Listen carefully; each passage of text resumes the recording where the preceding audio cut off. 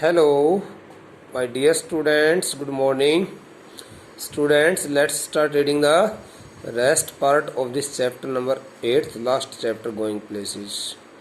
Okay, let's start reading it from here. Casey might be that good someday. Casey might be that good someday. This is the statement. This is the statement made by Sophie's father openly appreciates Danny Casey's qualities. So while appreciating Danny Casey's qualities, Sophie's father told his children that Danny Casey might be a very good player on some day in future. Better than that, even he is the best. Better than that, even he is the best. Again, he made one more statement mentioning it that Danny Casey could be far better than that of Tom Finney. Danny Casey could be a far better player, much better player, okay, than Tom Finney. He is the best. He told that Danny Casey was really the best player. If he keeps his head on his shoulders, so right from this word keeps till the last word shoulders, this the entire part of this statement works as an idiomatic phrase. So if he keeps head on shoulders stands for here, remains intelligent, remains sincere and intelligent, fully aware of his duties. If he keeps himself fully aware, if he keeps himself fully conscious, if he keeps himself fully intelligent, okay, there would be no problem to become the best player, okay, of his country if they look after him properly. Sophie's father also mentioned it that if the authority persons or the people of his country, okay, looked after him from all sides, took care of him from all sides, the young lad would surely become the top class player, would surely become the famous player in the world. A lot of distractions for a youngster in the game these days.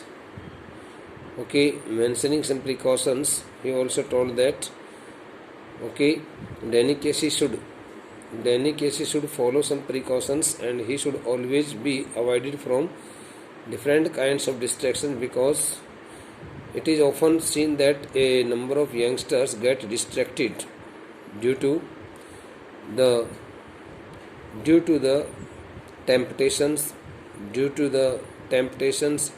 and due to the other kinds of offers placed before them by a number of persons. Okay, that's why he should keep himself fully away from all kinds of distractions. Through this statement, he also wanted to make it clear before his children that in such kind of game, especially in football, in this game of football, a player could easily be distracted. Okay, that's why if he followed his duty quite sincerely, he could definitely become top class player. He will be all right. He is with the best team in the country. Please identify the speaker of the statement.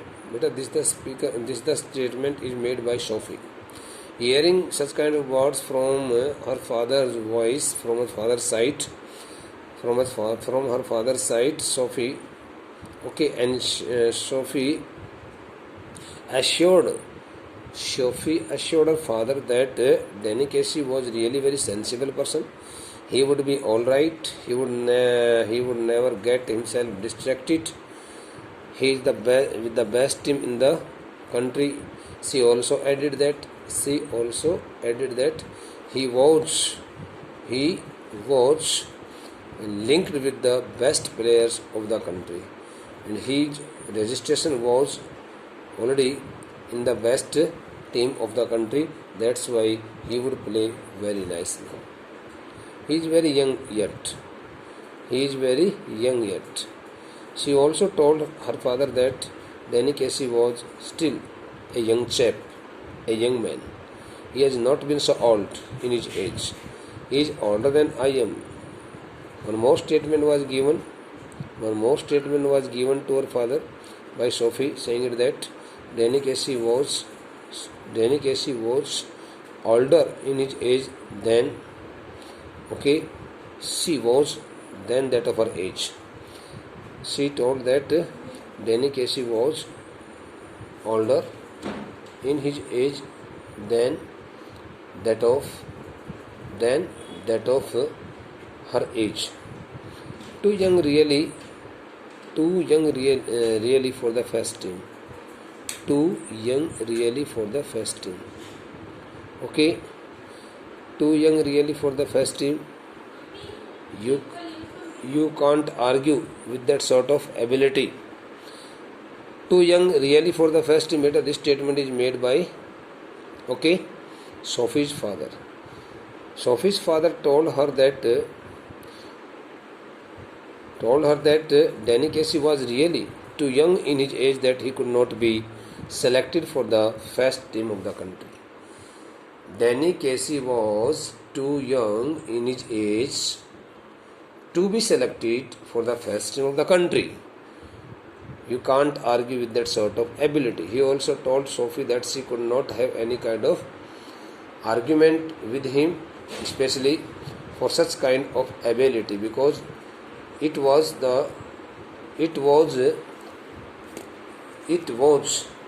against the term and condition, rule and regulation of the sports of the sports authority of the sports parameters. So that's why he told her that she should trust him, that Danny Casey could not be included in the team, in the players of the first team. He is going to buy a shop, Sophie said, from the table. So while saying something to her father regarding Danny Casey's imagination, Danny Casey's not imagination but Danny Casey's future planning. So she told her father that Danny Casey would buy a shop. Danny Casey was going to buy a shop or would buy a shop. So was going to say, we should not say here was going to, but we should convert this is going into would, into past. So is the synonym of will. Near future planned action. When we speak about any near future planned action, we use present continuous tense. She is going to buy a shop, Sophie said from the table. While sitting on the table, Sophie told her father that she had also heard from Danny Casey that he would like to buy a shop. Her father grimaced. When Sophie's father learnt it, when Sophie's father came to know about it, learnt it, he pulled his head down. He made a different kind of face. He took some disgusting expression on his face. Disgusting expression on his face. Where did you hear that? Where did you hear that? He also asked. Sophie's father also asked her where she had heard about it all. He told me so. Sophie told her father that Danny Casey himself told her about his future planning. Danny Casey had himself told her about such kind of his future plan. He muttered something. When Sophie's father listened to the voice of Sophie, he said nothing.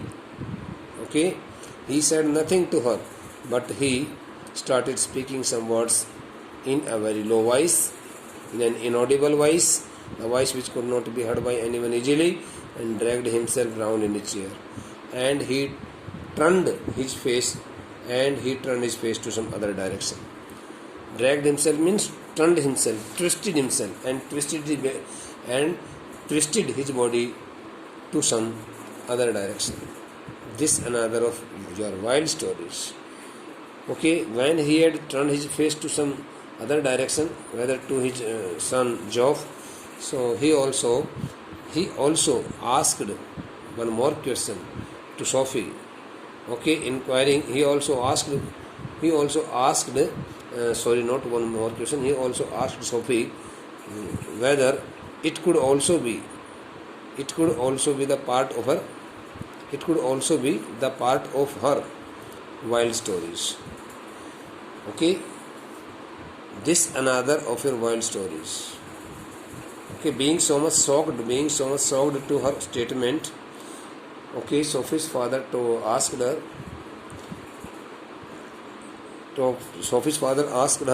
if she had made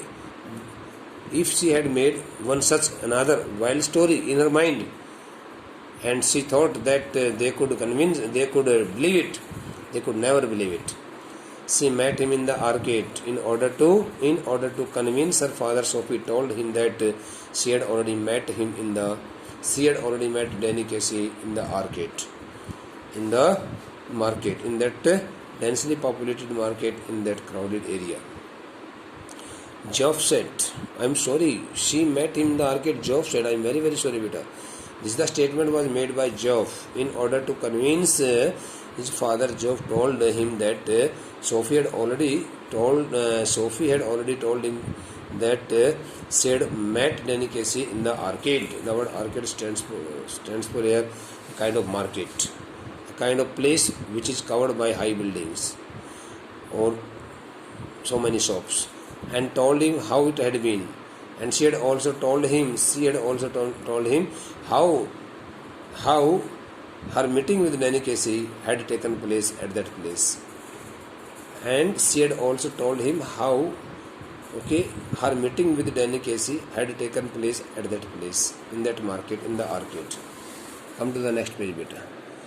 One of these days you are going to talk yourself into a lot of trouble, her father said aggressively, being so much angry, being so much agitated, being so much furious at such kinds of nature and behavior of his daughter Sophie, who was really an adolescent teenager and who had not got so much maturity, but she always talked so much nonsensely.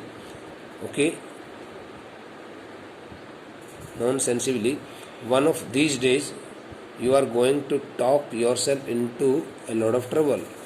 So being so much agitated at such kind of nature and behavior, Sophie's father told her that she was going to put herself into much difficulty, into so many difficulties. We can also use the word so many difficulties by making by framing such kinds of by making such kinds of wild stories, fabricated stories, and she should not take such kind of risk in her life because she was just a student and she should not waste her time like this.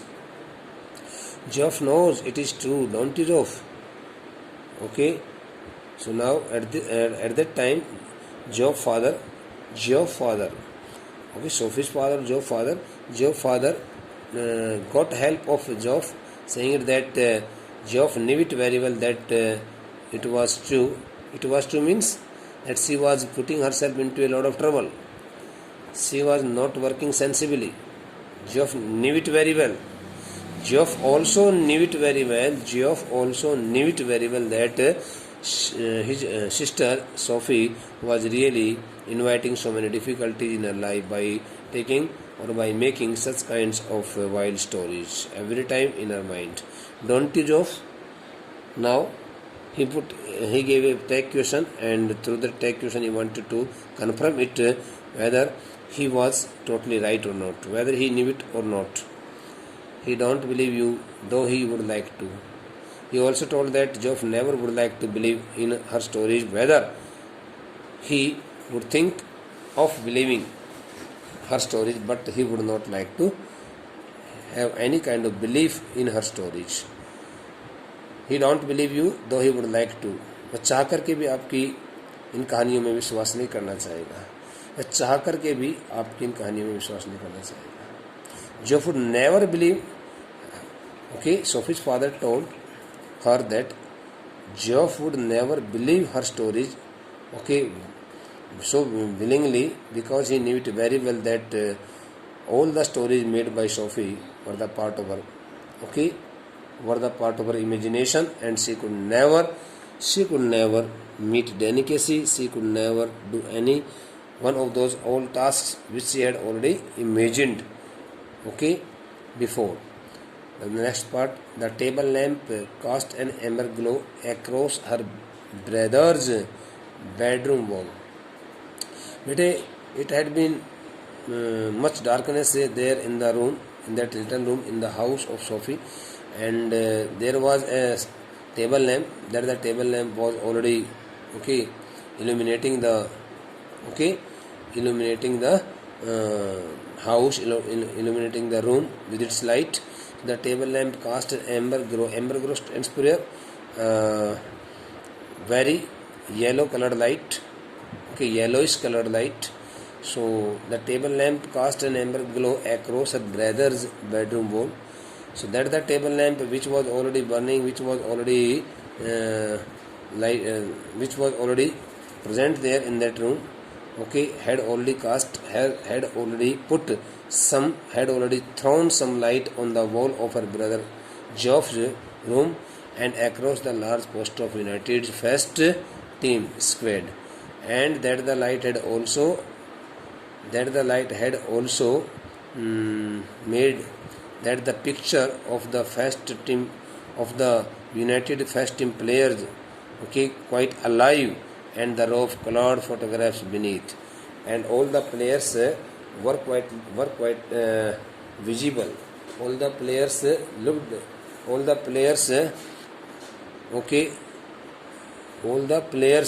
sitting in the row, okay, were also seen there, means also appeared in that light of the table lamp. 3 of them of the young Irish prodigy. The word prodigy stands for here highly skilled, highly qualified, extremely intelligent and skilled chap, distinguished person, unmatched quality man, okay, Casey. The table lamp cast an amber glow across her brother's bedroom wall. By that time the table lamp had been, okay, lighted. So while illuminating the room, the table lamp's light also appeared, okay, on her brother's bedroom wall, and not only on her brother's bedroom wall, but the light also made the large poster of United first team squads, all the team players, that the first football team players, all the football team players of the first team, about 19, okay, that the whose photographs were, okay, in a large poster, so that the light also made that the poster quite visible, alive, and the row of colored photographs beneath, 3 of them the young Irish prodigy Casey. Among those all players who were sitting in a row under the photograph, just in the first row of the photograph, there was one photograph of a person, of a player whose name was Danny Casey. Promise you will tell no one, Sophie said. Sophie asked her brother Geoff if he could promise her that he would not tell anything about her visit with Danny Casey. Sophie asked her brother, okay, if he could promise her that he would not tell anything about her meeting with Danny Casey. Nothing to tell is there. Geoff got so much surprised and told Sophie that there was not such a thing which could be told to the other persons. Promise Geoff, Dad would murder me. Again she asked Geoff to give her promise so that she could feel herself safe and secure, because she told that if her father came to know about it all, he would surely murder her, he would surely scold her very much. Only if he thought it was true. Geoff told her that father would really start scolding her if he took her story as the real story. Please, Geoff. Again she requested Geoff not to share the story with anyone. Christ, Sophie, you are still at school. Geoff told Sophie that firstly Geoff remembered Jesus Christ, and then he told Sophie that she was still at school, she was still a school going child. Casey must have strings of girls. Casey must have strings of girls, lines of girls. He also told her that she was not in the race of, she was still not in the race of those all girls who would be waiting for meeting Danny Casey, because Danny Casey was such a player who would have got meetings with who would have so many girls, so many girls as a great fan of him, That's why firstly she should complete her education at school, and then she should think about meeting with Danny Casey. No, he doesn't. Sophie told Geoff negatively, saying it that he could not have so many girls waiting for him, or who were so much interested in meeting with him. How could you know that? He jeered. So the word jeered stands for here laugh wildly, laugh evilly. So laughing evilly or making fun of her statement. Geoff asked her how it could be possible that she could say it with confidence that he could not know about it all. He knew it very well that he was being waited for by so many young girls, and since he was a top class football player and he was liked by so many girls there in the world. Up to here we have read it. The remaining part will be discussed us in the next lecture. Thank you.